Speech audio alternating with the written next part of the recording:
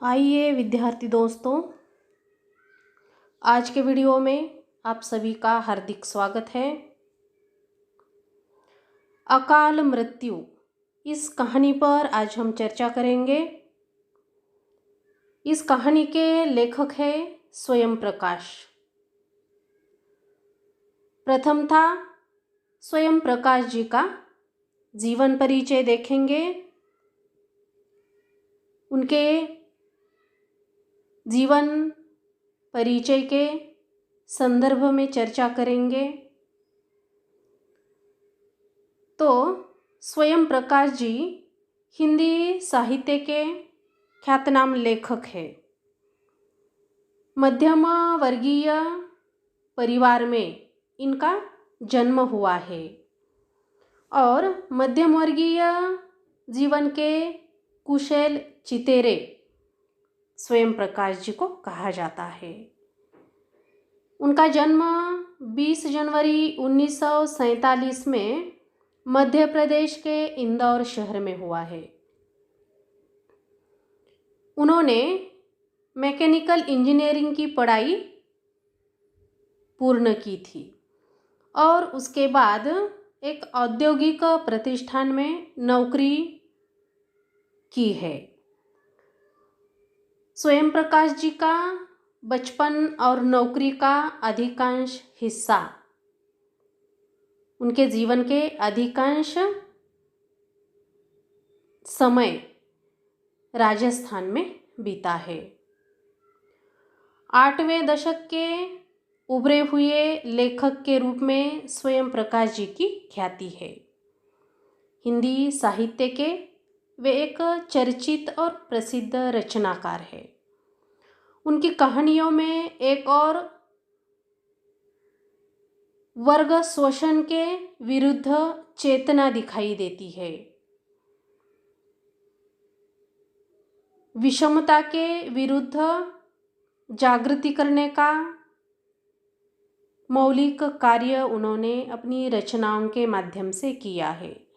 तो दूसरी ओर सामाजिक जीवन में व्याप्त जो जातियां हैं, जो संप्रदाय है या जो लिंग भेद है, इन विषयों के आधार पर होने वाला जो भेदभाव है, इसका विरोध, कड़ा विरोध उन्होंने अपनी रचनाओं के माध्यम से व्यक्त किया है। उनकी अधिकतर कहानियाँ किस्सागोई शैली में लिखी हुई कहानियाँ हैं। उनकी कहानियों में या उनकी रचनाओं में हमें सरलता देखने को मिलती है, सादगी देखने को मिलती है और साथ ही साथ एकता और पारदर्शिता भी पाई जाती है।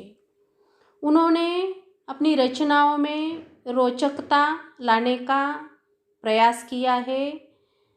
मानव जीवन के संघर्ष को उन्होंने व्यक्त किया है।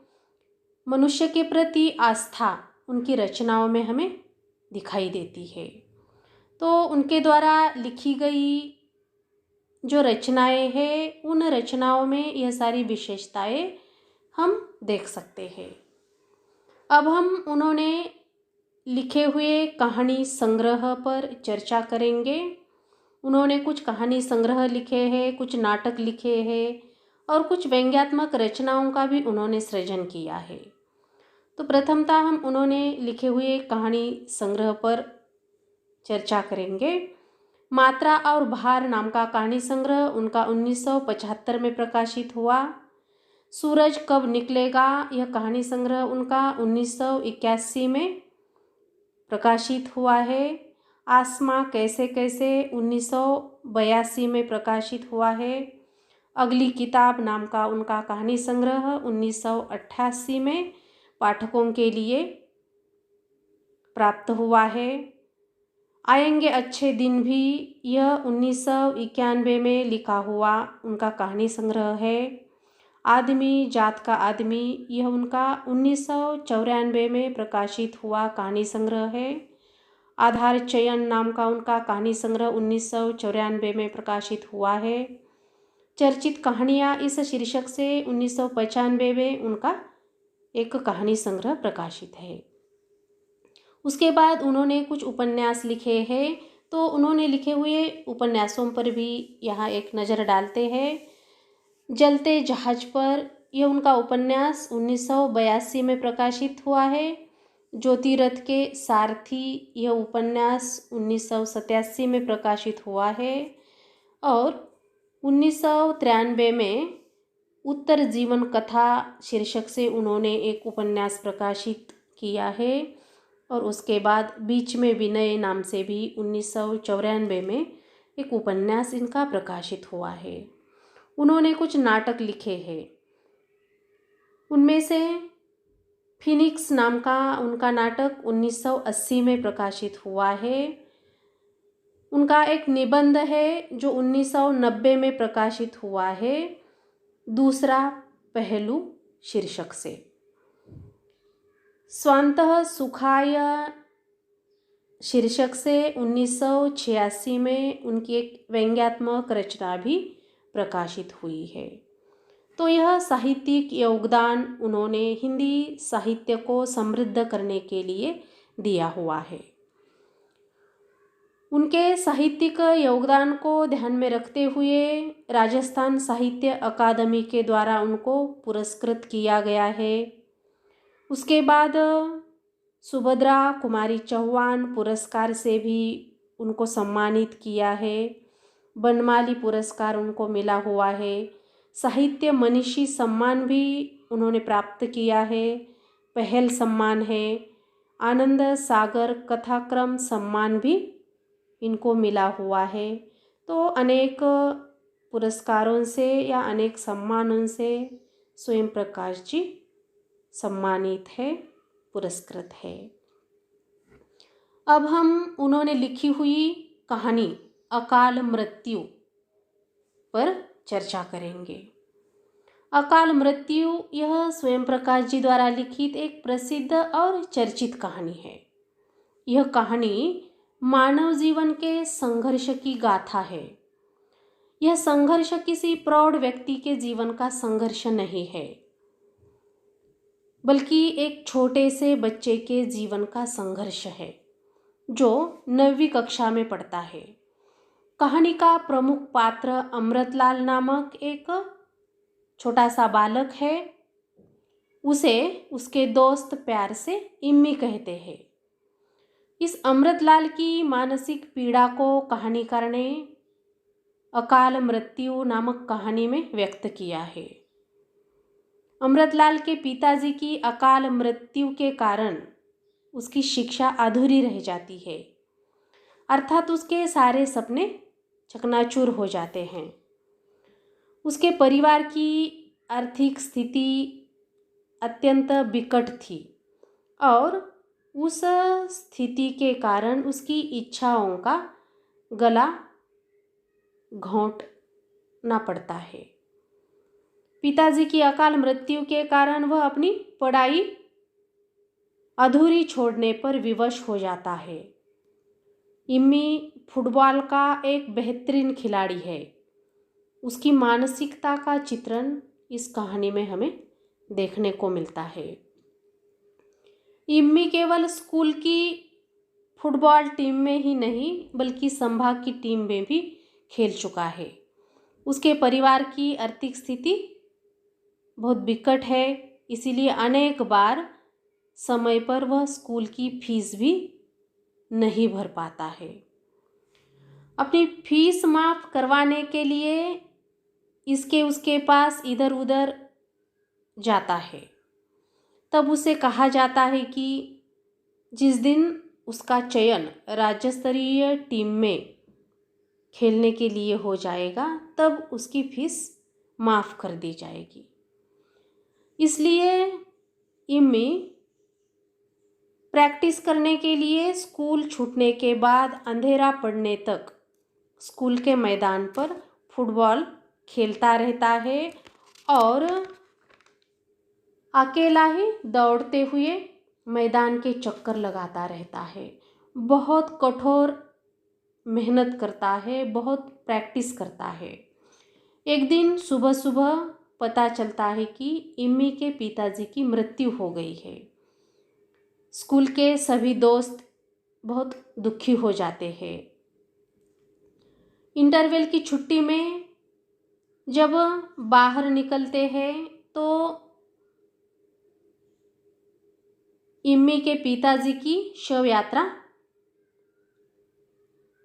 निकल रही थी।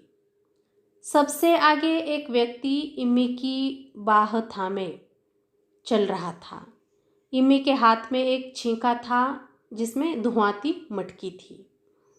शव यात्रा में अर्थी के साथ 20-25 लोग चल रहे थे। तीसरे दिन 9वीं कक्षा के बालकिशन और राधे श्याम दोनों ने आपस में बात करके सबको बुलाकर इम्मी के घर बैठने जाने का निर्णय या सुझाव सुनाया था। बैठने जाना अर्थात दुख के प्रति या दुखद घटना के प्रति अफसोस व्यक्त करने जाना होता है। तभी अमीर वकील कुटुंबले के बेटे अशोक ने कहा था कि सफ़ेद कपड़े पहनकर जाएंगे, लेकिन इम्मी के घर सफ़ेद कपड़े पहनकर जाने के लिए सबके पास सफ़ेद कपड़े नहीं थे। जिसके पास सफ़ेद कपड़े थे उनमें से किसी के फटे हुए थे तो किसी के धुले हुए नहीं थे। दूसरी बात यह थी कि सफ़ेद कपड़े पहनने के लिए पहले घर जाना पड़ता था और तब घर वाले जाने देंगे या नहीं इसकी आशंका भी इन सभी बच्चों के मन में आती है। इसलिए सबको स्कूल से सीधे इम्मी के घर जाना ही सुविधाजनक लगता है। वैसे भी इम्मी का घर स्कूल से बहुत दूर नहीं था, नज़दीक ही था। अगले दिन सभी मिलकर इम्मी के घर जाते हैं। उसका घर पेड़ों से घिरा हुआ एक खंडहर नुमा लेकिन हवादार एक मंजिला मकान था और उस समय वह मकान सूना पड़ा था। दुखद घटना जो उस घर में घटित हुई थी, इम्मी के पिताजी का देहांत। तो सभी दोस्त जाकर एक दूजे से सटकर ठंडी फर्श पर बैठ जाते हैं। 4-5 मिनट के बाद इम्मी दिखाई देता है। सफ़ेद कुर्ता पायजामा पहना हुआ, सरघुटा हुआ और पीछे छोटी सी चोटी। उसे पहचानना भी उन सब बच्चों के लिए मुश्किल हो जाता है।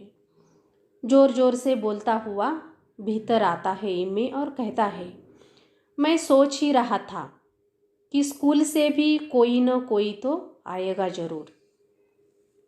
और अपने दोस्तों से इधर उधर की बातें करने लगता है। कहता है कि क्या हाल है, क्या चल रहा है, कल गणित का टेस्ट हुआ था क्या, और गहलोत सर के क्या हाल है, स्टेट में सिलेक्ट करवा देते मेरे को तो कम से कम जूता और जर्सी तो मिल जाती। अरे यार भार्गव आ रहा है क्या? मेरी गणित की नोटबुक कॉपी भार्गव के पास ही रह गई है। खैर उससे कहना वही रख ले, अब मुझे उसकी ज़रूरत नहीं पड़ेगी। इस प्रकार की बात सुनकर अशोक इम्मी से पूछता है कि इम्मी तेरे पिताजी को क्या हुआ था? तब इम्मी कहता है उनको तो बहुत दिनों से टीबी की बीमारी थी, उनको टीबी हुई थी। उतने में एक बड़ी लड़की एक पीतल के लोटे में पानी लेकर आती है और एक पीतल का गिलास दे जाती है। सभी छात्र वहाँ पानी पीते हैं। कुछ शोर सा सुनकर इम्मी उठकर घर के पीछे जाकर तुरंत 8-10 अमरूद लेकर लौटता है। कुछ अमरूद तोतों के कुतरे हुए रहते हैं। कहा जाता है कि तोतों के कुतरे हुए अमरूद बहुत मीठे होते हैं। इम्मी सबकी तरफ एक एक अमरूद फेंकता है। सबको संकोच होता है, लेकिन इम्मी खुद खाता है। तब यह सभी उसके दोस्त संकोच से ही अमरूद खाते हैं। बहुत मीठे अमरूद थे। तब इम्मी कहता है, अरे यार तुम लोग पीछे क्यों नहीं आते? जक्कू को अमरूद के पेड़ पर चढ़ा देंगे, वह तोड़ कर देगा और हम बाकी सभी अमरूद खाएंगे। बाकी कोई पेड़ पर नहीं चढ़ेगा क्योंकि अमरूद की डाली बहुत कच्ची होती है। घर के पीछे अमरूद के बड़े बड़े पेड़ फलों से लदे हुए थे। छोटे बच्चे भी अमरूद तोड़कर खा रहे थे और वह छोटे बच्चे इन सब दोस्तों को देखकर वहाँ से भाग जाते हैं। फिर घंटे भर के बाद बाहर निकलते समय मज्जू ने इम्मी से पूछा था कि स्कूल कब आएगा तू? तब इम्मी कहता है, अब नहीं आऊँगा। तब राधे श्याम कहता है, तो क्या करेगा? स्कूल नहीं आएगा तो क्या करेगा? तब इम्मी कहता है, सब्जी का ढेला लगा दूंगा जहाँ बाबूजी लगाते थे। भंडारी मिल के सामने काका गांव से सब्जी लाते हैं। उनके दोनों बेटे हुकुमचंद मिल के आगे ढेला लगाते हैं। दिन में 50 रुपये कैसे भी कमाऊंगा तो भी बहुत हो जाएंगे। मैं और मेरी माँ ही तो है। एक बहन थी, उसकी शादी करती है। वैसे आदमी पढ़ लिख कर भी क्या सकता है?